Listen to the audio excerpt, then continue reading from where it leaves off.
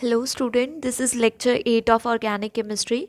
तो last lecture में हमने क्या पढ़ा था? लास्ट लेक्चर में हमने पढ़ा था arenes, aromaticity, properties that characterise aromatic behaviour, that is aromatic properties, Huckel rule. ठीक है, हक्कल रूल में फिर हमने कुछ एग्जाम्पल पढ़े थे, मतलब एरोमेटिक सिस्टम के। मोनोसाइक्लिक सिस्टम पढ़ा था, पॉलीसाइक्लिक सिस्टम पढ़ा था। ठीक है, तो हमने इतना स्टडी किया था उस दिन।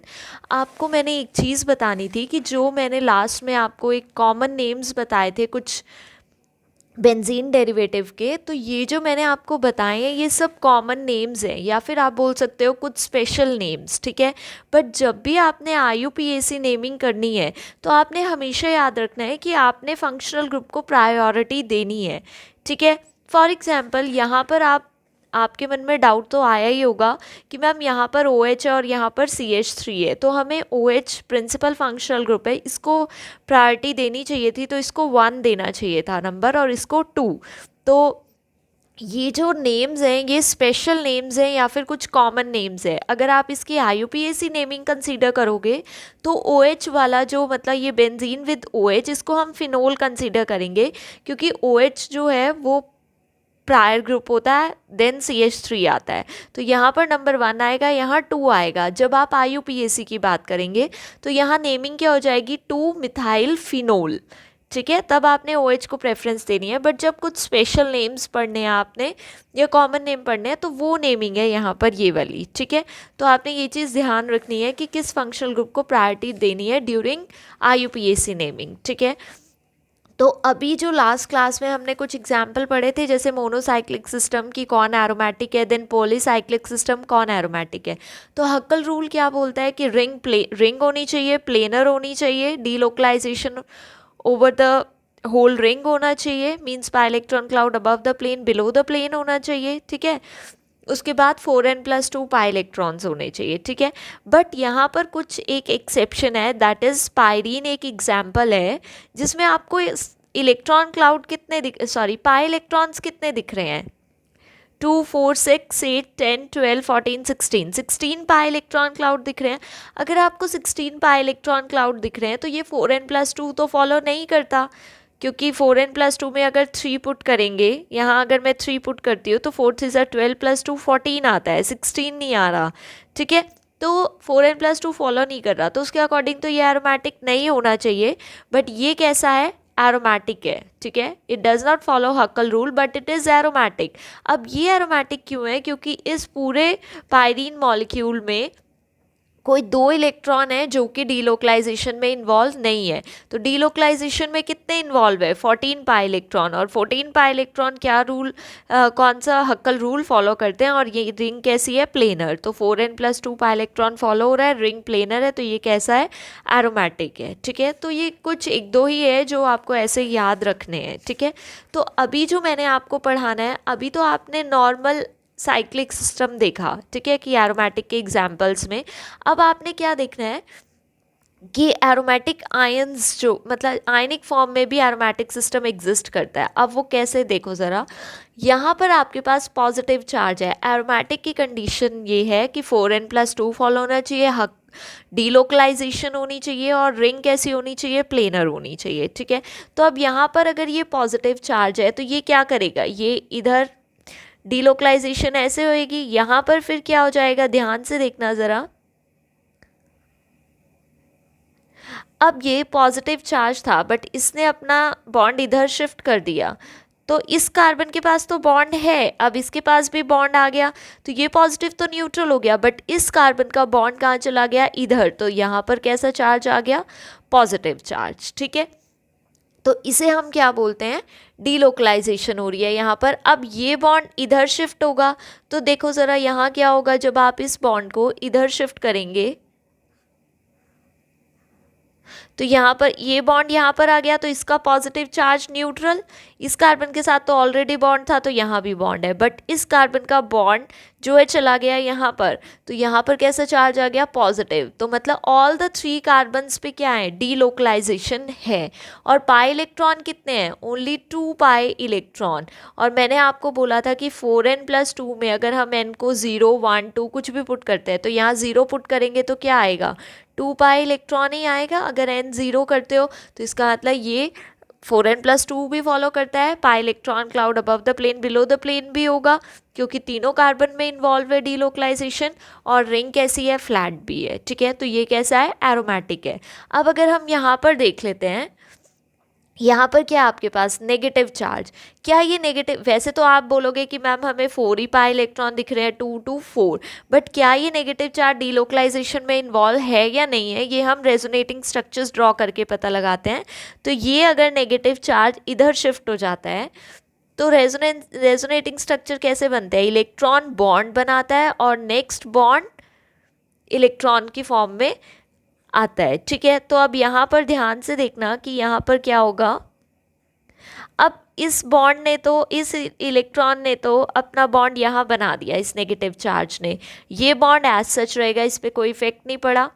बट इस कार्बन पे कैसा चार्ज आ जाएगा, अब इस वाले कार्बन पर नेगेटिव, क्योंकि इस बॉन्ड ने अपने इलेक्ट्रॉन इधर शिफ्ट कर दिए हैं, ठीक है। अब हाइड्रोजन तो रहेगा ही रहेगा यहाँ पर, ठीक है। अब ये क्या करेगा, ये इलेक्ट्रॉन बॉन्ड की फॉर्म में आएगा, उससे नेक्स्ट बॉन्ड इलेक्ट्रॉन की फॉर्म में आएगा, तो ये यहाँ पर, तो यहाँ पर क्या होगा हमारे पास, ये हाइड्रोजन यहाँ पर, ये तो नेगेटिव चार्ज आ गया क्योंकि इस बॉन्ड ने अपना इलेक्ट्रॉन दे दिया, और इस नेगेटिव चार्ज ने बॉन्ड बना दिया, और ये बॉन्ड एज सच रहेगा।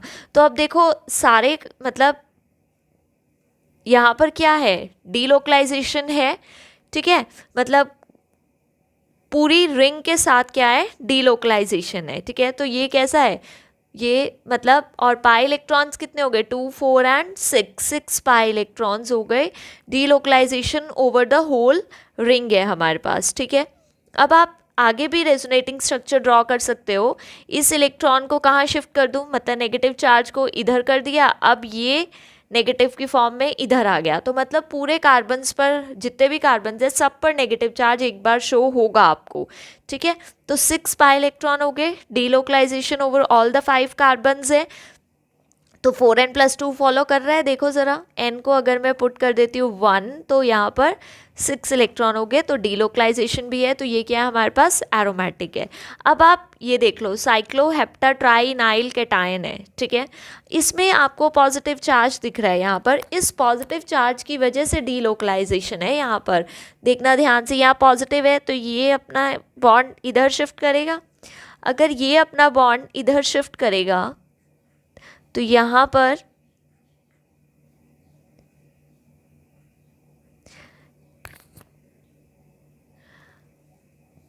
देखो, ये 2 बॉन्ड्स तो एज सच रहेंगे, इन पे तो कोई इफेक्ट नहीं पड़ा, ठीक है। बट इस बॉन्ड ने अपना बॉन्ड इधर शिफ्ट कर दिया है, तो ये यहाँ शिफ्ट हो गया, बट इधर इस कार्बन से तो बॉन्ड खत्म हो गया, तो इसलिए इस कार्बन पर कैसा चार्ज आ गया है, पॉजिटिव चार्ज आ गया है, ठीक है। अब नेक्स्ट क्या होगा, इधर पॉजिटिव, अब ये बॉन्ड अपने बॉन्ड को इधर शिफ्ट करेगा, अगर ये बॉन्ड अपने बॉन्ड को इधर शिफ्ट कर रहा है तो यहाँ बॉन्ड आएगा, ठीक है। यहाँ तो ऑलरेडी बॉन्ड है और यहाँ भी बॉन्ड है, तो पॉजिटिव चार्ज कहाँ आएगा, यहाँ पर पॉजिटिव चार्ज आएगा। फिर इसी तरह ये इधर शिफ्ट करेगा तो यहाँ पॉजिटिव चार्ज आएगा, एंड सो ऑन। तो इसी तरह रेजोनेटिंग स्ट्रक्चर्स बनते जाएंगे, ठीक है। अब यहाँ पर कितने पाई इलेक्ट्रॉन्स इन्वॉल्व है रेजोनेंस में, 2, 4 एंड 6 पाई इलेक्ट्रॉन इन्वॉल्व है, और सभी कार्बन्स पे डीलोकलाइजेशन हो रही है, ठीक है। तो यहाँ पर आपके पास क्या होगा, pi electron cloud above the plane और बिलो द प्लेन होगा, ठीक है। तो यहाँ पर 6 पाई इलेक्ट्रॉन हक्कल रूल को फॉलो करता है, इसलिए ये एरोमेटिक होगा। अब सेम ही मैंने यहाँ ड्रॉ कर दिया है, तो नेक्स्ट एग्जाम्पल देख लेते हैं। अब हम यहाँ पर आपके पास क्या होगा, ये साइक्लोऑक्टाटेट्राइनाइल डाई एनायन है, ठीक है। यहाँ पर भी आपने डीलोकलाइजेशन शो करनी है। अब देखते हैं ज़रा क्या डीलोकलाइजेशन होगी। यहाँ पर पाई इलेक्ट्रॉन कितने हैं, 2, 4, 6, आपको लग रहा है 6 है, बट ये दोनों जो हैं ये किस में इन्वॉल्व है, रेजोनेंस में इन्वॉल्व है। तो हमारे पास कितने इलेक्ट्रॉन क्लाउड पाई इलेक्ट्रॉन्स है, 10 पाई इलेक्ट्रॉन्स है। अब यहाँ पर क्या होगा, ये नेगेटिव चार्ज अपना बॉन्ड इधर, बॉन्ड फॉर्म में इधर आएगा, और ये बॉन्ड इलेक्ट्रॉन अपने इधर देगा, ठीक है। तो यहाँ पर क्या होगा आपके पास,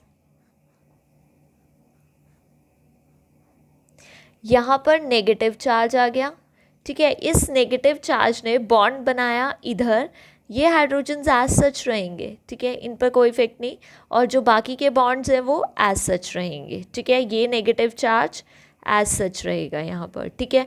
अब ये नेगेटिव चार्ज फिर इधर क्या करेगा, बॉन्ड बनाएगा, ये बॉन्ड इस कार्बन को नेगेटिव चार्ज देगा, ठीक है। जहाँ बॉन्ड ख़त्म होता है उसी कार्बन पे नेगेटिव चार्ज आता है, आपने ध्यान रखना है कि किस पर आपने नेगेटिव लाना है, किस पर बॉन्ड लाना है, इसमें कंफ्यूज नहीं होना है आपने, ठीक है। ये हाइड्रोजन एज सच इधर नेगेटिव चार्ज था तो वो ऐसे ही रहा, इस बॉन्ड को नहीं छेड़ा हमने, ऐसे ही लगाया, इसको भी ऐसे ही। अब इसकी वजह से यहाँ बॉन्ड आया, इस नेगेटिव की वजह से यहाँ बॉन्ड आ गया हमारे पास, ठीक है, और इस बॉन्ड की वजह से यहाँ पर नेगेटिव चार्ज आ गया है, ठीक है। अब ये नेगेटिव चार्ज यहाँ बॉन्ड बनाएगा और ये बॉन्ड यहाँ इलेक्ट्रॉन देगा, ठीक है। तो यहाँ पर क्या होगा हमारे पास,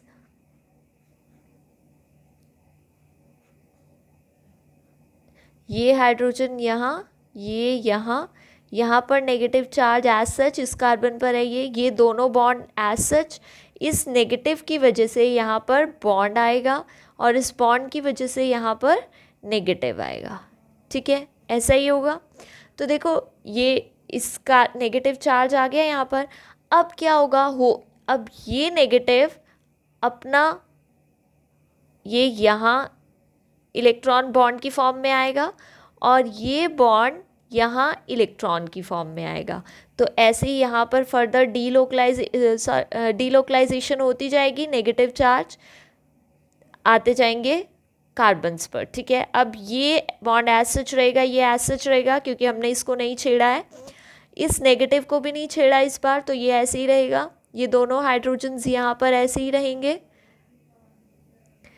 ठीक है। अब इस बॉन्ड की वजह से यहाँ पर नेगेटिव आएगा, ठीक है, और इस नेगेटिव की वजह से यहाँ पर बॉन्ड आएगा, ठीक है। इसी तरह ये आगे फर्दर ये यहाँ बॉन्ड देगा तो ये यहाँ नेगेटिव चार्ज देगा, तो इसी तरह all the 8 carbons will be involve in delocalisation, मतलब सबके पास नेगेटिव चार्ज आएगा ही आएगा, ठीक है।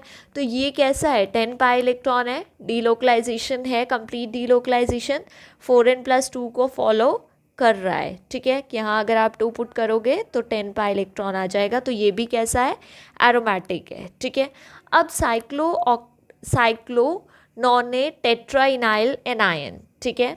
अब इसकी आपने चेक करनी है कि ये एरोमेटिक है कि नहीं है, आपने रेजोनेंस करके देखनी है और फिर मुझे बताना है कि कितने पाई इलेक्ट्रॉन्स है और एरोमेटिक है कि नहीं है, ठीक है। नेक्स्ट है आपके पास साइक्लोपेंटा डाइनाइल केटायन, ठीक है। अभी आपने ये पढ़ा था साइक्लोपेंटा डाइनाइल एनायन, ये तो एरोमेटिक था, क्या साइक्लोपेंटा डाइनाइल केटायन एरोमेटिक है, देखो ज़रा, यहाँ पॉजिटिव चार्ज है, ठीक है, यहाँ डीलोकलाइजेशन है इस पॉजिटिव की वजह से, ये देखो अब ये बॉन्ड यहाँ शिफ्ट हो गया, इस कार्बन का बॉन्ड चला गया, इसलिए यहाँ पर पॉजिटिव चार्ज और यहाँ पर बॉन्ड, ठीक है, ऐसा ही होगा। फिर नेक्स्ट ये इधर,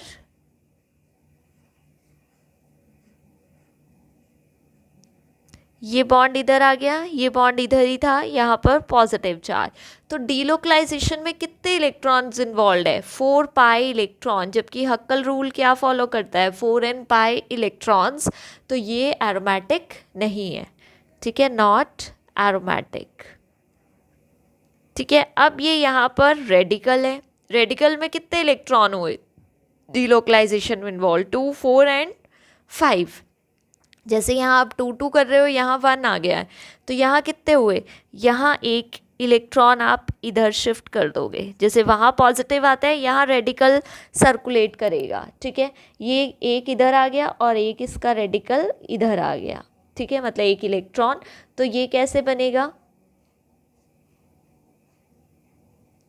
यहाँ पर हाइड्रोजन तो रहेगा, ये बॉन्ड एज सच रहेगा और ये यहाँ बॉन्ड बना देगा, यहाँ रेडिकल, तो कितने इन्वॉल्व हुए, 2 to 4 एंड 5 डीलोकलाइजेशन में इन्वॉल्व हुए, जो कि हक्कल रूल को फॉलो नहीं करते हैं, तो नॉट एरोमेटिक, तो ये एरोमेटिक नहीं है, ठीक है, तो आपने ऐसे देखना है कि कौन एरोमेटिक है और कौन नहीं है। ठीक है, नेक्स्ट अब हमारे पास टॉपिक है, वो है हमारे पास एनोलिन्स।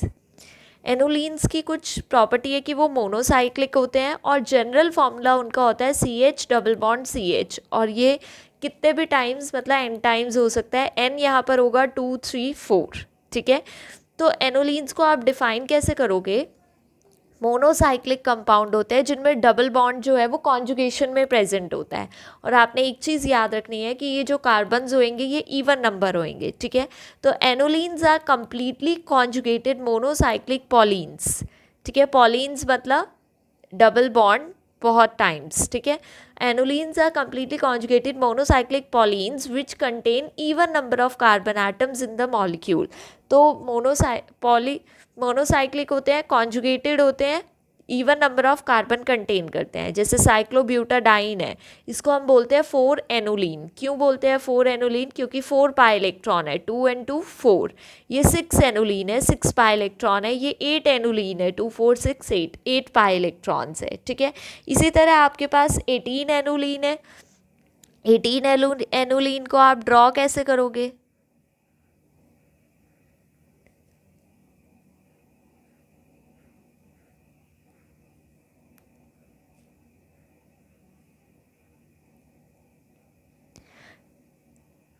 डबल बॉन्ड आपने एक कार्बन को छोड़ के ही लगाना है। इसको छोड़ा इधर, इसको छोड़ा इधर, इधर इसको छोड़ा इधर, इसको छोड़ दिया इधर, इसको छोड़ा इधर, अब इसको छोड़ा तो इधर। तो टोटल कितने कार्बन्स हो गए? 18। तो ये हमारे पास क्या है, मतलब 18 पाई इलेक्ट्रॉन्स हो गए। तो ये हमारे पास क्या है? 18 एनोलिन। ठीक है, तो हम इसे बोलते हैं एनोलिन। अब जैसे हर सिस्टम एरोमेटिक होता है या फिर नहीं होता, तो इसी तरह एनोलिन में भी डिस्क्रिप्शन होती है कि कौन एरोमेटिक एनोलिन है कौन नहीं है। ठीक है, तो सेम रूल है जो कि हक्कल रूल को फॉलो करता है, 4n+2 पाई इलेक्ट्रॉन और कोप्लेनर साइक्लिक रिंग होनी चाहिए। ठीक है, तो annulenes which follow Huckel rule having coplanar cyclic carbon skeleton are aromatic. ठीक है, मान लो अब आपके पास 14 और 18 एनोलिन्स हैं, तो ये क्या है? एरोमेटिक है, क्योंकि 14 4n+2 को फॉलो करता है जब आप n2 पर पुट करते हो, और 18 भी 4n+2 को फॉलो करता है जब आप n3 पुट करते हो, सॉरी n4 पुट करते हो। जब आप इधर आप n4 पुट करोगे तब ये 4n+2 को फॉलो करेगा, इधर आप n3 पुट करोगे तो ये 4n+2 को फॉलो करेगा। ठीक है, तो इसी अब आपके पास 4 8 12 और 16 जो एनोलिन्स होते हैं वो एरोमेटिक नहीं होते। क्यों एरोमेटिक नहीं होते? क्योंकि वो 4n+2 को फॉलो नहीं करते हैं। ठीक है, फॉर एग्जाम्पल 8 है, आप 8 को कैसे फॉलो कराओगे? 4n+2 को। तो 8 वाले 4n+2 को फॉलो नहीं कर रहे, इसलिए वो एरोमेटिक नहीं है। इसी तरह 8 12 16 जो भी 4n+2 को फॉलो नहीं करेगा वो एरोमेटिक नहीं होगा। ठीक है, अब आपके पास नेक्स्ट जो है एक एक्सेप्शन, मतलब एक्सेप्शन इन द सेंस कि आपको याद ही रखना है कि कैसे। ठीक है, अब आपके पास यहाँ पर 10 एनोलिन है, मीन्स कितने पाई इलेक्ट्रॉन है हमारे पास? 10 पाई इलेक्ट्रॉन्स। तो 10 एनोलिन में हमारे पास क्या है? 4n+2 को फॉलो करता है। अगर आप 4n+2 देखोगे, 2 पुट किया तो 10 आ जाएगा। ठीक है, तो आप उसके अकॉर्डिंग तो बोल दोगे कि 10 एनोलिन इज़ एरोमेटिक, बट ये एरोमेटिक नहीं होता है। ये एरोमेटिक क्यों नहीं होता है? क्योंकि ये नॉन प्लेनर है। ठीक है, अभी इसका दूसरा स्ट्रक्चर मैं आपको एक क्वेश्चन में समझाऊंगी, उसको आप उसमें आपको समझ आ जाएगा कि ये नॉन प्लेनर क्यों है। ठीक है, तो ऐसे कुछ एक्सेप्शंस हैं जो कि 4n+2 को फॉलो करते हैं बट वो एरोमेटिक नहीं है ड्यू टू नॉन प्लेनर। ठीक है, तो वो आपने याद ही रखने हैं कुछ एग्जाम्पल्स। नेक्स्ट है आपके पास aromatic, anti aromatic and non aromatic compounds. ठीक है, तो एरोमेटिक कंपाउंड्स कौन से होते हैं? देखो अब आपने जस्ट डेफिनेशन पे जाना है, रूल मैं आपको बाद में समझाती हूँ। एरोमेटिक कंपाउंड्स जो होते हैं वो देखो बनते कैसे हैं। आपके पास ये ए साइक्लिक सिस्टम है। ठीक है, यहाँ पर 6 पाई इलेक्ट्रॉन है बट ये कॉन्जुगेशन में नहीं है, ये लोकलाइज्ड पाई इलेक्ट्रॉन है। अगर आप बेंजीन को देखोगे तो ये 6 पाई इलेक्ट्रॉन्स है, ये लोकलाइज नहीं है, ये डी लोकलाइज्ड है। ठीक है, यहाँ डी लोकलाइजेशन है। तो जब यहाँ पर हम लोकलाइज्ड डीलोकलाइज्ड इलेक्ट्रॉन की बात करते हैं, जब आप ई साइक्लिक सिस्टम में से 2 हाइड्रोजन रिमूव करते हो, यहाँ से एक हाइड्रोजन भी रिमूव कर दिया, यहाँ से भी एक हाइड्रोजन, तो आपको यहाँ डबल बॉन्ड मिलता है। तो उससे हमारे पास क्या बनता है, बेंजीन, सॉरी एक सिंगल बॉन्ड मिलता है, उससे न्यू सिंगल बॉन्ड मतलब न्यू सिग्मा बॉन्ड बनता है, उसे हमें क्या मिलता है, बेंजीन। ठीक है, तो अगर आपने जनरल डेफिनेशन पढ़नी है तो एरोमेटिक कंपाउंड्स वो साइक्लिक कंपाउंड्स होते हैं whose pi electron energy is less than that of corresponding open chain system. अब पाई इलेक्ट्रॉन एनर्जी जो बेंजीन है उसकी pi electron energy acyclic system की पाई इलेक्ट्रॉन एनर्जी से क्या है, कम है। ठीक है, पाई इलेक्ट्रॉन एनर्जी का मतलब है लोकलाइज्ड बॉन्ड। ठीक है, और डीलोकलाइजेशन का मतलब होता है डीलोकलाइजेशन, की बॉन्ड डीलोकलाइज हो सकते हैं ऑल द 6 कार्बन्स पर। ठीक है, अगर यहाँ दोनों एनर्जीज डिफरेंट है, पाई एनर्जी डीलोकलाइजेशन एनर्जी से डिफरेंट है। डीलोकलाइजेशन एनर्जी रिजेंबल करती है रेजोनेंस एनर्जी को, क्योंकि वो रेजोनेंस और डीलोकलाइजेशन की वजह से आता है, जबकि pi electron energy localised electron की वजह से हम कंसीडर करते हैं। ठीक है, तो जब आपने डेफिनेशन देनी है तो पाई इलेक्ट्रॉन एनर्जी जो है वो बेंजीन की लेस होगी than acyclic system, but delocalisation energy benzene की क्या होगी, ज़्यादा होगी, क्योंकि डीलोकलाइजेशन बेंजीन में है और ए साइक्लिक सिस्टम में नहीं है। तो दोनों एनर्जीज डिफरेंट है, आप दोनों एनर्जी से डेफिनेशन दे सकते हो एरोमेटिक की। अगर पाई इलेक्ट्रॉन की बात कर रहे हो तो पाई इलेक्ट्रॉन एनर्जी बेंजीन की कम होनी चाहिए, अगर डीलोकलाइजेशन की बात कर रहे हो तो डीलोकलाइजेशन उसकी ज़्यादा होनी चाहिए। तो वो एरोमेटिक कंपाउंड्स होते हैं जिनकी पाई इलेक्ट्रॉन एनर्जी ए साइक्लिक से कम होती है और डीलोकलाइजेशन एनर्जी ए साइक्लिक से ज़्यादा होती है। तो ये चीज़ आपने याद रखनी है और इसमें कंफ्यूज नहीं होना कि पाई इलेक्ट्रॉन एनर्जी क्या है और डीलोकलाइजेशन एनर्जी क्या है। ठीक है, फॉर एग्जांपल अब आपके पास ये है, यहाँ पर ये एनायन है। ठीक है, 1 2 3 4 5 कार्बन्स का एक एनायन है। ठीक है, अगर यहाँ से 2 हाइड्रोजन रिमूव कर देते हैं तो यहाँ न्यू सिग्मा बॉन्ड बन जाएगा। तो आप एरोमेटिक कंपाउंड की बात कर रहे हो, इसने एरोमेटिसिटी गेन कर ली है, ये एरोमेटिक है। तो जो एरोमेटिक कंपाउंड्स होते हैं उनकी पाई इलेक्ट्रॉन एनर्जी लेस होती है देन ए साइक्लिक सिस्टम। ठीक है, और डीलोकलाइजेशन इनकी क्या होगी, ज़्यादा होगी ए साइक्लिक से। ठीक है, नेक्स्ट आता है आपके पास एंटी एरोमेटिक, और डीलोकलाइजेशन की वजह से ये जो होते हैं एरोमेटिक कंपाउंड ये स्टेबिलिटी गेन करते हैं, मतलब इनकी स्टेबिलिटी ज़्यादा होती है as compare to acyclic. ठीक है, नेक्स्ट आता है आपके पास एंटी एरोमेटिक सिस्टम। एंटी एरोमेटिक में क्या होता है, और अगर आपने कुछ स्ट्रक्चर देखे हैं, मान लो स्ट्रक्चर देख लिए, उनकी तो हमें पाई इलेक्ट्रॉन एनर्जी और डीलोकलाइजेशन एनर्जी नहीं पता होती कितनी होती है, तो आप स्ट्रक्चर के बेसिस पे कौन सा रूल देखोगे एरोमेटिसिटी के लिए, हक्कल रूल। ठीक है, कि हक्कल रूल फॉलो कर रहा है या नहीं कर रहा है, ये जस्ट आपको डेफिनेशंस बताई जा रही हैं। अगर आपको क्वेश्चन आ जाए how will you differentiate between aromatic, anti aromatic and non aromatic systems. ठीक है, अब एंटी एरोमेटिक क्या है, साइक्लिक जिनकी पाई इलेक्ट्रॉन एनर्जी ए साइक्लिक से ज़्यादा होती है, but delocalisation energy a cyclic से क्या होती है, कम होती है। ठीक है, तो a cyclic conjugated system is said to be anti aromatic if it has greater pi electron energy than its open chain structure and it is destabilized by formation of cyclic delocalized electron.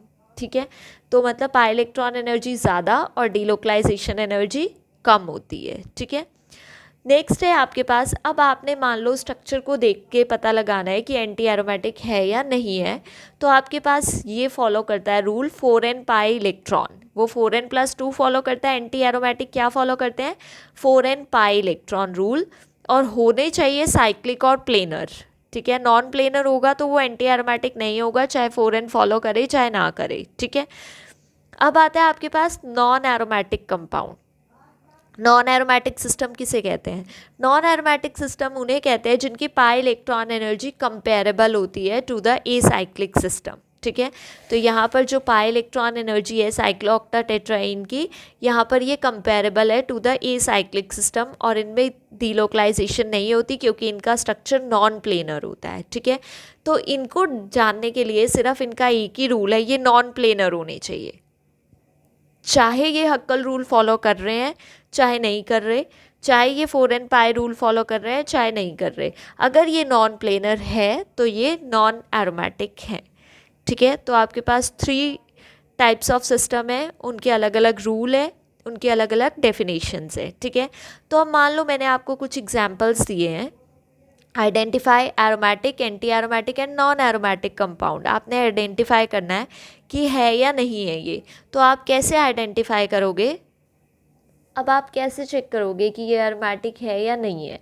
तो देखो, सबसे पहले आपने देखना होता है कि delocalisation कैसे होगी, ठीक है। पाई इलेक्ट्रॉन कितने डीलोकलाइजेशन में इन्वॉल्व है। यहाँ आपको ऑक्सीजन दिख रहा है, ठीक है। तो आपको पता है जब कार्बन और ऑक्सीजन है तो ये बॉन्ड तो यहाँ जाएगा ही जाएगा, तो यहाँ नेगेटिव आएगा और यहाँ पर पॉजिटिव आएगा जब आप इलेक्ट्रॉन ट्रांसफ़र करोगे। जब यहाँ पॉजिटिव आ गया, अब आप बोलोगे कि मैम हमें तो 8 पाई इलेक्ट्रॉन दिख रहे हैं, 2 4 6 एंड 8, ठीक है, 8 पाई इलेक्ट्रॉन तो दिख रहे हैं, बट ये जो पाई इलेक्ट्रॉन है ये डीलोकलाइजेशन में इन्वॉल्व नहीं है। रिंग में कितने कार्बन्स है, 1 2 3 4 5 6 7, और इस 7 कार्बन वाले रिंग में कितने इलेक्ट्रॉन डीलोकलाइजेशन में इन्वॉल्व होंगे। अब इसके बाद जब आप इसके रेजोनेटिंग स्ट्रक्चर बनाओगे, जो हमने लास्ट में ट्रोपाइलियम आयन के रेजोनेटिंग स्ट्रक्चर यहाँ मैंने बनवाए हैं, सेम वैसे ही रेजोनेटिंग स्ट्रक्चर्स यहाँ ड्रॉ होंगे। तो रेजोनेटिंग स्ट्रक्चर जब बनवाओगे तो 6 पाई इलेक्ट्रॉन ही क्या है, डीलोकलाइजेशन में इन्वॉल्व है। तो 6 पाई इलेक्ट्रॉन जब डीलोकलाइजेशन में इन्वॉल्व है तो वो हक्कल रूल फॉलो कर रहे हैं, ठीक है। और ये कैसा है, एरोमेटिक है हमारे पास, ठीक है। तो ये चीज़ आपने ध्यान रखनी है। नेक्स्ट आपके पास ये है, ठीक है। अब ये कैसे एरोमेटिक है या नहीं है, पहले तो मुझे ये देखना है। तो ये एरोमेटिक, अब देखो सबसे पहले एरोमेटिसिटी के लिए कॉन्जुगेशन होनी चाहिए। तो ठीक है, यहाँ पर बॉन्ड है double single double single double, उसके बाद सिंगल सिंगल रिपीट हो रहा है, ठीक है। यहाँ पे यहाँ पर कोई पॉजिटिव चार्ज भी नहीं है जो डीलोकलाइजेशन स्टार्ट कर सके, ठीक है। तो ऐसे तो कॉन्जुगेशन होगी नहीं, इसलिए ये क्या है, कोई डीलोकलाइजेशन नहीं है, तो ये कैसा है, एरोमेटिक नहीं है। तो क्या ये 4n रूल फॉलो कर रहा है? देखो 4n पाई इलेक्ट्रॉन वाला रूल फॉलो कर रहा है। ये कितने इलेक्ट्रॉन है टोटल, 2 4 6। सबसे पहले तो जहाँ डीलोकलाइजेशन नहीं है तो ना ही वो एरोमेटिक होगा, ना ही वो एंटी एरोमेटिक। एंटी एरोमेटिक के लिए भी क्या रूल है कि 4n पाई इलेक्ट्रॉन होने चाहिए, साथ में डीलोकलाइजेशन होनी चाहिए, ठीक है। तो ये तो ना ही एरोमेटिक है ना ही एंटी एरोमेटिक, तो ये कैसा हुआ हमारे पास, नॉन एरोमेटिक, ठीक है। अब हम बात कर लेते हैं इधर। अब इसमें कितने पाई इलेक्ट्रॉन इन्वॉल्व है, 2। आपको डबल बॉन्ड तो एक ही दिख रहा है, बट इसकी वजह से डीलोकलाइजेशन है, क्योंकि अगर ये नेगेटिव चार्ज इधर अपने बॉन्ड इलेक्ट्रॉन को बॉन्ड की फॉर्म में देगा तो ये बॉन्ड इधर इलेक्ट्रॉन बनाएगा। तो जब आप रेजोनेटिंग स्ट्रक्चर्स ड्रॉ करोगे तो देखो, इस नेगेटिव ने तो यहाँ बॉन्ड बना दिया, इस बॉन्ड ने यहाँ नेगेटिव बना दिया। तो जब आप ऐसे ड्रॉ करोगे रेजोनेटिंग स्ट्रक्चर तो कितने पाई इलेक्ट्रॉन इन्वॉल्व है, 2 and 2 4 पाई इलेक्ट्रॉन। तो 4 पाई इलेक्ट्रॉन, ये वाला एग्जाम्पल तो फॉलो नहीं कर रहा है, ये वाला फॉलो कर रहा है, क्योंकि 4n पाई इलेक्ट्रॉन मतलब अगर मैं n को 1 पुट कर दूँ तो ये कैसा होगा, 4n पाई फॉलो करने वाला, और डीलोकलाइजेशन भी है, प्लेनर भी है, तो ये कैसा होगा, एंटी एरोमेटिक। तो ये हमारे पास कैसा है, एंटी एरोमेटिक, ठीक है। अब हम बात कर लेते हैं इधर। अब यहाँ पर आप बोलोगे कि 6 दिख रहे हैं हमें, तो 2 2 4 और 2 6, बट ये वाले डीलोकलाइजेशन में इन्वॉल्व नहीं है, इनकी वजह से यहाँ नेगेटिव और पॉजिटिव तो आ जाएगा। डीलोकलाइजेशन में कौन इन्वॉल्व होंगे, ये और ये, means total 4 pi electron involve होंगे डीलोकलाइजेशन में। ये देखो यहाँ पर, अब ये बॉन्ड इधर बनाएगा तो इस पे कैसा चार्ज आएगा, पॉजिटिव, ये बॉन्ड एज सच रहेगा और ये O नेगेटिव। तो डीलोकलाइजेशन में कितने पाई इलेक्ट्रॉन हुए, 4 पाई इलेक्ट्रॉन। 4 पाई इलेक्ट्रॉन हक्कल रूल तो फॉलो नहीं करते, बट हाँ एंटी एरोमेटिक वाला रूल फॉलो करते हैं। तो ये प्लेनर भी है, इसलिए क्या है हमारे पास, एंटी एरोमेटिक है, ठीक है। अब हम बात करते हैं इसकी, ये कैसा है, इसमें तो कुछ भी नहीं है पॉसिबिलिटी डीलोकलाइजेशन की, तो ना ये एंटी है ना ये एरो है, ये कैसा है, नॉन एरोमेटिक है, ठीक है। अब हम बात करते हैं इधर, यहाँ पर भी कोई डीलोकलाइजेशन नहीं है। सबसे पहले तो आपने फर्स्ट रूल है आपके पास हक्कल रूल या 4n पाई इलेक्ट्रॉन, उसके बाद डीलोकलाइजेशन होनी ज़रूरी है, ठीक है। अगर इनमें से कुछ नहीं है उसके बाद प्लेनर भी होना ज़रूरी है। कुछ भी नहीं तो हमारे पास नॉन प्लेनर। कुछ भी नहीं का मतलब अगर सब कुछ भी है बट वो प्लेनर नहीं है, सॉरी नॉन एरोमेटिक है ये हमारे पास, नॉन एरोमेटिक, क्योंकि इसमें कोई भी ना एंटी वाले पाई इलेक्ट्रॉन है ना एरोमेटिक वाले पाई इलेक्ट्रॉन है ना कोई डीलोकलाइजेशन है, तो ये कैसा है हमारे पास नॉन एरोमेटिक है, ठीक है। तो इस तरह आपने आइडेंटिफाई करना है कि कौन सा एरोमेटिक है, कौन सा नॉन एरोमेटिक, कौन सा एंटी। अब नेक्स्ट जो था मैंने आपको बोला था कि 10 एनुलीन जो है वो 4n+2 को फॉलो करता है। अगर आप n को क्या पुट कर देते हो 2, तो ये तो हक्कल रूल फॉलो कर रहा है, तो ये एरोमेटिक होना चाहिए, बट ये एरोमेटिक नहीं है, ठीक है। जबकि 9, 10 मिथेनो 10 एनुलीन, ये वाला जो एनुलीन है ये एरोमेटिक है। तो ऐसा क्यों? तो एक्चुअल में जो 10 एनुलीन का स्ट्रक्चर होता है वो ऐसे होता है, ठीक है। तो जो 2 हाइड्रोजन होते हैं वो टुवर्ड्स इनसाइड द रिंग जो होते हैं डायरेक्टेड होते हैं, ठीक है। तो जब ये इंटीरियर में होंगे रिंग के, तो ये दोनों आपस में क्या करेंगे, रिपल्सिव इंटरैक्शन शो करेंगे। जब ये रिपल्शन शो करेंगे तो ये रिंग्स जो हैं, अभी तो आपको लग रहा है कि ये प्लेन में है, तो एक रिंग क्या हो जाती है, आउट ऑफ प्लेन हो जाती है। दोनों रिंग्स का प्लेन डिफरेंट हो जाता है, जिसकी वजह से डीलोकलाइजेशन नहीं होती। डीलोकलाइजेशन की सबसे पहली कंडीशन ही प्लेनर होना चाहिए, ठीक है। तो इसलिए ये प्लेनर नहीं है, प्लेनर नहीं है तो ये एरोमेटिक नहीं है, ठीक है। नेक्स्ट हमारे पास अब इन्होंने बोल दिया कि 9, 10 मिथेनो 10 एनुलीन, कि अगर 9, 10th पोजीशन पे अगर हम एक मिथाइलिन ब्रिज लगा दें तो ये एरोमेटिक हो जाता है, जबकि है तो 10 एनुलीन ही। तो उससे क्या होता है कि ये जो यहाँ पर ये जो हाइड्रोजन होते हैं ये एक मिथाइलिन ब्रिज लग जाता है। जब ये मिथाइलिन ब्रिज आ जाता है तो ये जो है हाइड्रोजन जो है ये रिपल्सिव इंटरैक्शन शो नहीं करते, क्योंकि एक हाइड्रोजन इस साइड होता है तो दूसरा हाइड्रोजन इस साइड, दोनों ऑपोजिट होते हैं, तो रिपल्सिव इंटरैक्शंस नहीं होती। तो ये दोनों रिंग प्लेन में होती है, ये प्लेन में ऐसे होती है और मिथाइलिन ब्रिज इनके ऊपर लगा होता है, ठीक है। तो इसकी वजह से फिर कोई रिपल्सिव इंटरैक्शन नहीं होती हाइड्रोजन के बीच में, तो दोनों रिंग्स प्लेन में होती है और उसकी वजह से यहाँ पर हमारे पास डीलोकलाइजेशन होती है। तो ये हक्कल रूल फॉलो करता है, तो एरोमेटिक है, ठीक है। तो ये तो था आपका एरीन्स एंड एरोमेटिसिटी का फर्स्ट पार्ट, जो कि आज हमने फिनिश कर लिया है। आपने aromatic, anti aromatic, non aromatic के लिए क्वेश्चंस प्रैक्टिस करने हैं, आपकी बुक में क्वेश्चंस दिए हुए हैं, ठीक है। अब जो इसका सेकेंड पार्ट है वो हमने स्टार्ट करना है, that is electrophilic aromatic substitution, ठीक है। इलेक्ट्रोफिलिक एरोमेटिक सब्स्टिट्यूशन जो है मतलब एरोमेटिक सिस्टम पर आपने इलेक्ट्रोफाइल का सब्स्टिट्यूशन कराना है। तो ऐसा क्या होता है कि एरोमेटिक जो है सिस्टम जो है वो इलेक्ट्रोफिलिक सब्स्टिट्यूशन ही शो करता है, एडिशन क्यों नहीं शो करता? तो मैंने आपको पहले भी एक्सप्लेन किया था, एडिशन वो इसलिए शो नहीं करता क्योंकि अगर कोई कंपाउंड आप ऐड करते हो तो एक पाई बॉन्ड ब्रेक होता है, 2 नए सिग्मा बॉन्ड्स बनते हैं, जिसकी वजह से उनकी एरोमेटिसिटी डिस्टर्ब हो जाती है, ठीक है। जब एरोमेटिसिटी, ऐसे मान लो आपके पास बेंजीन है,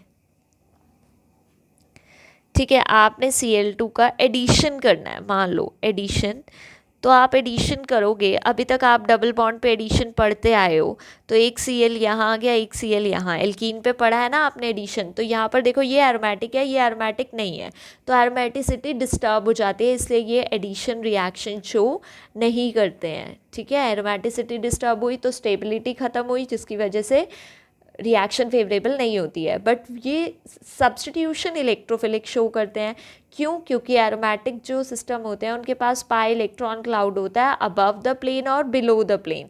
जो pi electron above the plane below the plane है, इसका मतलब ये इलेक्ट्रॉन रिच स्पीशी है, तो किसी ना किसी इलेक्ट्रोफाइल को अट्रैक्ट करेगी अपनी तरफ, और इसलिए कैसी रिएक्शन शो करते हैं ये इलेक्ट्रोफिलिक सब्स्टिट्यूशन रिएक्शंस, ठीक है। तो आज सिर्फ मैं आपको बताती हूँ कि जनरल इलेक्ट्रोफिलिक सब्स्टिट्यूशन रिएक्शन जो हमने पढ़नी है वो कौन कौन सी है, ठीक है। तो सबसे पहले हमने पढ़नी है हेलोजनेशन, हेलोजनेशन में ब्रोमिनेशन भी आएगी, आयोडीनेशन भी आएगी, सब पढ़ेंगे। यहाँ मैंने सिर्फ क्लोरीनेशन दिखाया है। नाइट्रेशन, नाइट्रेशन में आपने क्या लेना है, कंसनट्रेटेड HNO3 और H2SO4, नाइट्रो ग्रुप लग जाता है। हेलोजनेशन में हेलोजन ग्रुप लग जाता है। फ्रिडल क्राफ्ट एसाइलेशन में क्या होता है, एसाइल ग्रुप लगता है। तो ये सारी रिएक्शन आपने अपनी 12th क्लास में पढ़ी है, मैकेनिज्म भी पढ़े हैं, बट फिर भी हम यहाँ थोड़ी इलेबोरेट फॉर्म में स्टडी करेंगे। तो फ्रिडल क्राफ्ट एसाइलेशन में क्या है, एसाइल ग्रुप लगता है, और एसाइल ग्रुप कौन सा होता है, COR, इसको हम क्या बोलते हैं, एसाइल ग्रुप। तो RCOCl की प्रेजेंस की addition in the presence of anhydrous AlCl3, then sulphonation in the presence of concentrated H2SO4, तो SO3H लगता है। Then alkylation, Friedel Crafts alkylation, तो RCl। एल्काइल से क्या समझ में आ रहा है कि आपने एल्काइल का एडिशन मतलब सब्सटीट्यूशन कराना है, एल्काइल ग्रुप लगाना है, ठीक है, बेंजीन रिंग पर। तो नेक्स्ट अब हम मैकेनिज्म हम नेक्स्ट क्लास में पढ़ेंगे। आपने ये सब पढ़ना है और प्रैक्टिस करना है। एक लास्ट चीज़ जो मैंने एक्सप्लेन करनी है, आप जब भी आप नॉन एरोमेटिसिटी पे जाएंगे, मतलब नॉन एरोमेटिक सिस्टम की बात करेंगे, सबसे पहले आप चेक करेंगे कि वो एरोमेटिक है या एंटी एरोमेटिक। इन दोनों में से कुछ नहीं होगा, फिर आप जाएंगे नॉन एरोमेटिक पे, ठीक है। बाई चांस आपको दिख रहा है कि एरोमेटिक के अकॉर्डिंग 4n+2 रूल फॉलो कर रहा है, ठीक है, बट वो प्लेनर नहीं है, तब वो कैसा होगा, नॉन एरोमेटिक। अगर आपको दिख रहा है कि वो 4n π रूल फॉलो कर रहा है, ठीक है, जैसे यहाँ पर 4n π फॉलो कर रहा है ना, 8π वाला, तो बट वो प्लेनर नहीं है, तो वो एंटी एरोमेटिक नहीं है, तो वो कैसा हुआ, नॉन एरोमेटिक, ठीक है। तो इसका मतलब ये नहीं है कि पहले ही आप नॉन प्लेनरिटी चेक करोगे। सबसे पहले आपने चेक करना है कि वो एरोमेटिक है या नहीं है, ठीक है, मीन्स हक्कल रूल फॉलो कर रहा है। अगर फॉलो कर रहा है फिर उसके बाद देखना है प्लेनर है कि नहीं है, ठीक है। अगर फिर नॉन प्लेनर है तो फिर नॉन एरोमेटिक है। इसी तरह फिर आप 4n π चेक करोगे, 4n π भी मान लो फॉलो कर रहा है, फिर आपने देखना है प्लेनर है या नहीं है। अगर प्लेनर है तो एंटी एरोमेटिक, नहीं है तो फिर नॉन एरोमेटिक। फिर आप थर्ड चीज़ देखोगे कि ना ही 4n+2 फॉलो कर रहा, ना ही 4n π फॉलो कर रहा है, ठीक है। फिर उसके बाद जो बचेगा फिर वो कैसा बचेगा, फिर वो नॉन एरोमेटिक ही बचेगा और कुछ नहीं है, ठीक है। ना 4n+2 फॉलो कर रहा है, ना 4n π फॉलो कर रहा है, तो ये क्या ऐसा हुआ, नॉन एरोमेटिक। तो जो मैंने नॉन प्लेनर सबसे पहले लिखा है वो किसके लिए, कि हक्कल रूल है, मतलब 4n+2 है, फिर देखोगे प्लेनर है या नहीं है, ठीक है। तो यहाँ पर इस सेंटेंस का मतलब है कि अगर वो हक्कल रूल फॉलो कर रहा है या 4n π रूल भी फॉलो कर रहा है बट नॉन प्लेनर है, तो वो नॉन एरोमेटिक ही कंसीडर होगा, ठीक है। Either it follow Huckel rule और non planar, either it follow Huckel rule और 4n π, तो वो नॉन एरोमेटिक है, ठीक है। बाकी रूल सबसे पहले चेक करना है, aromatic, then anti aromatic, then non aromatic. अगर कुछ भी नहीं है तो वो नॉन एरोमेटिक होगा, ठीक है।